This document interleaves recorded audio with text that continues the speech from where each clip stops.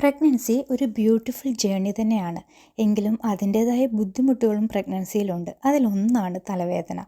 ഈ വീഡിയോയിൽ ഞാൻ പറയാൻ പോകുന്നത് എപ്പോഴാണ് ഈ തലവേദന നോർമലായി കാണേണ്ടത്, അതുപോലെ തന്നെ എപ്പോഴാണ് ഇതിനെ സീരിയസ് ആയിട്ട് എടുക്കേണ്ടതും മെഡിക്കൽ ഹെൽപ്പ് എടുക്കേണ്ടതും എന്നാണ്. അമ്മയാകാൻ തയ്യാറെടുക്കുന്നവരാണ് നിങ്ങളെങ്കിൽ നിങ്ങളുടെ സംശയങ്ങൾക്കുള്ള മറുപടി ഈ വീഡിയോയിലുണ്ട്. പ്രഗ്നൻസിയിലെ തലവേദന വളരെ കോമൺ ആണ്, പ്രത്യേകിച്ച് ഫസ്റ്റ് ട്രൈമസ്റ്ററിലും തേർഡ് ട്രൈമസ്റ്ററിലും. ഫസ്റ്റ് ട്രൈമസ്റ്റർ എന്ന് പറയുമ്പം 0 to 13 വീക്സ്, അതുപോലെ തേർഡ് ട്രൈമസ്റ്റർ എന്ന് പറയുമ്പോൾ 27 to 40 വീക്സ്. നമുക്ക് ഭയങ്കര ബുദ്ധിമുട്ടാണ് തലവേദന കൊണ്ടെങ്കിലും കുഞ്ഞിന് ഇതുകൊണ്ട് കാര്യമായിട്ട് ദോഷമൊന്നുമില്ല. നോർമൽ തലവേദനയുടെ കാര്യമാണേ പറയുന്നത്. പ്രധാനമായും പ്രഗ്നൻസിയിൽ തലവേദന വരാനുള്ള കാരണങ്ങൾ ഹോർമോണൽ ചേഞ്ചസ്, പിന്നെ സ്ട്രെസ്, പിന്നെ ഉറക്കക്കുറവ്, അതുപോലെ തന്നെ ഡീഹൈഡ്രേഷൻ, വെള്ളം കുടിക്കുന്നത് കുറവുള്ളവയിൽ, പിന്നെ ബ്ലഡ് ഷുഗർ കുറഞ്ഞു പോയാൽ തലവേദന എടുക്കാറുണ്ട്. പിന്നെ ചായയോ കാപ്പിയോ കുടിക്കുന്ന ശീലമുള്ളവർ പ്രഗ്നൻസിയിൽ അത് നിർത്തുമ്പോൾ വിത്ഡ്രോവൽ സിംറ്റമായിട്ട്, കഫീൻ വിത്ഡ്രോവൽ എന്ന് പറയും, അങ്ങനെ തലവേദന വരാറുണ്ട്. മൈഗ്രെയിൻ ഉള്ളവരിൽ തലവേദന വരാറുണ്ട്.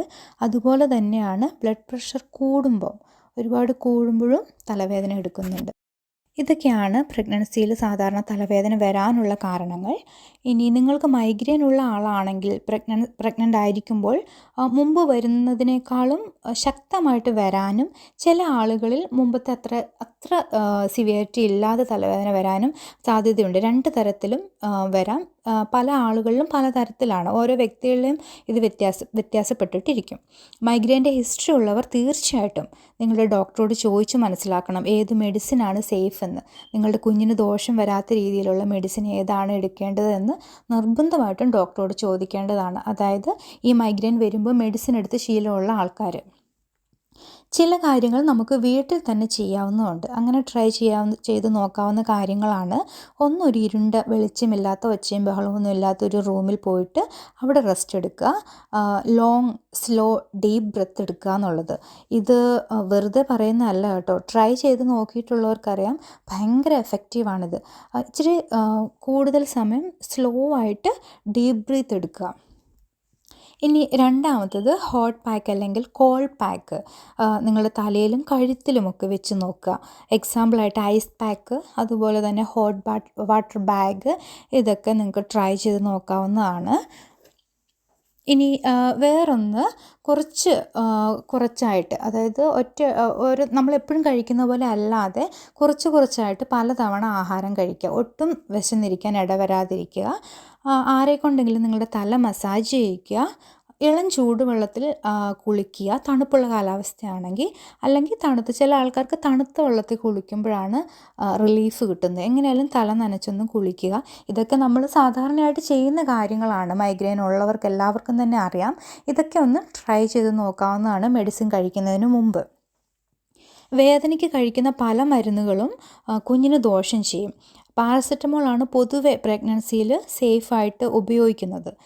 പ്രഗ്നൻസിയുടെ ആദ്യ ചെക്കപ്പിൽ തന്നെ നിങ്ങളുടെ ഡോക്ടറോട് നിങ്ങൾ ചോദിച്ച് മനസ്സിലാക്കേണ്ടതാണ്: എനിക്കിങ്ങനെ മൈഗ്രെയിൻ ഹിസ്റ്ററി ഉണ്ട്, ഇൻ കേസ് എനിക്ക് മൈഗ്രെയിൻ വരികയാണെങ്കിൽ ഞാൻ ഏത് മെഡിസിനാണ് എടുക്കേണ്ടതെന്ന് നിങ്ങൾ ആദ്യം കാണുമ്പോൾ തന്നെ ഡോക്ടറോട് ചോദിക്കേണ്ടതാണ്. എപ്പോഴാണ് തലവേദന സീരിയസ് ആയിട്ട് എടുക്കേണ്ടത് എന്നാണ് ഇനി ഞാൻ പറയാൻ പോകുന്നത്. കാരണം തലവേദന ചിലപ്പം വളരെ സീരിയസ് ആയ പ്രശ്നങ്ങളുടെ ലക്ഷണങ്ങളാണ്. അതിലൊന്നാണ് ശക്തമായ തലവേദനയോടൊപ്പം നിങ്ങൾക്ക് അപ്പർ സ്റ്റൊമക്ക് പെയിൻ, വയറുവേദന മുകളിലായിട്ട് വരുന്നുണ്ടെങ്കിൽ, നോസിയ, വൊമിറ്റ് ചെയ്യാൻ തോന്നുന്ന ഒരു ഫീൽ നിങ്ങൾക്ക് വരുന്നുണ്ടെങ്കിൽ, ശരീരത്തിൽ നീര്, പ്രത്യേകിച്ച് കാലിലൊക്കെ നീരുണ്ടെങ്കിൽ ഉടനെ തന്നെ നിങ്ങളുടെ ഡോക്ടറെ കാണിക്കണം. അത് സീരിയസ് ആയിട്ട് എടുക്കണം. ഇനി വേറൊന്ന്, ശരീരത്തിൽ പെട്ടെന്ന് ആകമാനം ഒരു നീര് വെക്കുന്ന പോലെ ഒരു തോന്നലുണ്ടെങ്കിൽ, തലവേദനയോടൊപ്പം കേട്ടോ, ഉണ്ടെങ്കിൽ ഡോക്ടറെ കാണിക്കേണ്ടത് നിർബന്ധമാണ്. അതുപോലെ തന്നെ കണ്ണിലിങ്ങനെ ലൈറ്റ് ഫ്ലാഷ് ചെയ്യുന്നത് പോലെ, അല്ലെങ്കിൽ കാഴ്ച ഇങ്ങനെ മറഞ്ഞു പോകുന്ന പോലെ, ബ്ലേർഡ് വിഷൻ എന്ന് പറയും, അങ്ങനെ തോന്നുന്നുണ്ടെങ്കിൽ അതും ഡോക്ടറോട് പറയണം. തലവേദനയുടെ ഒപ്പം നിങ്ങൾക്ക് ഈ ലക്ഷണങ്ങൾ ഉണ്ടെങ്കിൽ കേട്ടോ. അതുപോലെ തന്നെ ബ്ലഡ് പ്രഷർ വളരെ കൂടുതലുള്ള ആൾക്കാർ, നിങ്ങൾക്ക് പൊതുവേ ബ്ലഡ് പ്രഷർ കൂടുതലാണ്, അല്ലെങ്കിൽ നിങ്ങളുടെ ലാസ്റ്റ് ചെക്കപ്പിൽ ബ്ലഡ് പ്രഷർ ഇച്ചിരി ഹൈ ആണെന്ന് ഡോക്ടർ പറഞ്ഞിട്ടുണ്ട്, ആ കൂട്ടത്തിൽ നിങ്ങൾക്ക് തലവേദനയും കൂടി ഉണ്ടെങ്കിൽ നിർബന്ധമായിട്ടും ഡോക്ടറോട് ഇതിനെക്കുറിച്ച് പറയേണ്ടതാണ്.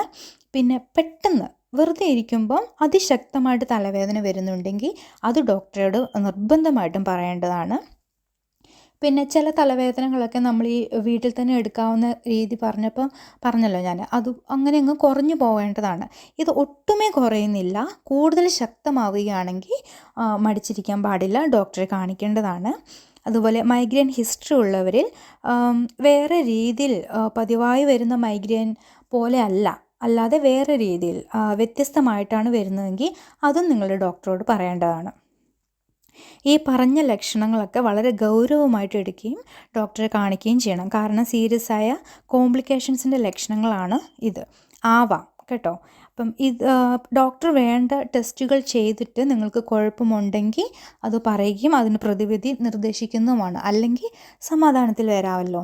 അപ്പോൾ ചുരുക്കി പറയുകയാണെങ്കിൽ പ്രഗ്നൻസിയിലെ തലവേദന നമുക്ക് കുറച്ചധികം അസ്വസ്ഥത ഉണ്ടാക്കുന്നതാണെങ്കിലും അത്ര പേടിക്കേണ്ട ഒന്നല്ല. പൊതുവെ ശരിയായ കെയർ എടുത്താൽ ബെറ്റർ ആവും.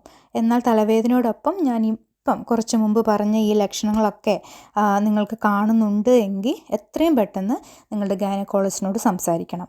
എപ്പോഴും നിങ്ങളുടെ ശരീരം നിങ്ങൾക്ക് പറഞ്ഞു തരുന്ന കാര്യങ്ങളിലേക്ക് ശ്രദ്ധിക്കണം. പ്രഗ്നൻ്റ് ആയിട്ടിരിക്കുമ്പം എന്തെങ്കിലും നിങ്ങൾക്ക് തന്നെ നിങ്ങളുടെ ഉള്ളിൽ നിന്ന് നിങ്ങളുടെ ഗട്ട് ഫീൽ നിങ്ങളോട് പറയുകയാണ് ഇത് ശരിയല്ല, എന്തോ കുഴപ്പമുണ്ടെന്ന് പറഞ്ഞാൽ ഒട്ടും മടിക്കേണ്ട ആവശ്യമില്ല. നിങ്ങളുടെ ഡോക്ടറോട് നിങ്ങൾക്ക് അതിനെക്കുറിച്ച് ചോദിക്കാവുന്നതാണ്. അത് നിങ്ങളുടെ അവകാശമാണ്. അപ്പോൾ വീഡിയോ ഹെൽപ്ഫുള്ളായി തോന്നുകയാണെങ്കിൽ ലൈക്ക് ചെയ്യാനും ഷെയർ ചെയ്യാനും സബ്സ്ക്രൈബ് ചെയ്യാനും മറക്കല്ലേ.